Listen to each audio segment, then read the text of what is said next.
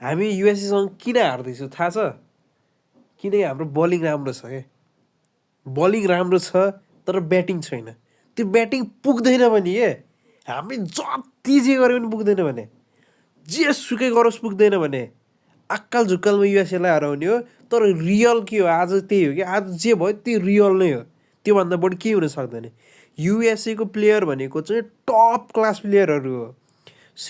यो सौरभ नेत्रवालकर र बुमरामध्ये एउटा चुज गर्नुपर्ने थियो इन्डियाले त्यो बलिङको लागि। बुमरालाई चुज गरे, त्यो पनि पोलिटिक्स भएर। बुमराको त्यति बेला त्यति राम्रो पर्फर्मेन्स थिएन। अर्को कुरा के छ भन्दा उन्मुख चन्दहरू खेल्या। उन्मुख चन्द जस्तो खेलाडी युएसएमा सिट पाउँदैन क्या।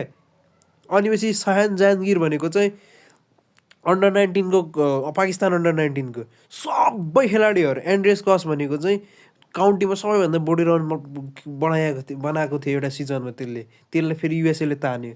सबै खेलाडीहरू चाहिँ अन्डर 19बाट इन्डियाको अन्डर 19 रणजी ट्रफीहरू अनि दिलीप ट्रफीहरू सब खेलेको खेलाडी हो क्या। तिनीहरूलाई हराउनु असम्भव छ। एउटा मात्र उपाय हो त्यो, अब आइसिसीले चाहिँ रुल ल्याउनु पऱ्यो, रेसिडेन्सको रुल हटाउनु पऱ्यो क्या जसरी पनि।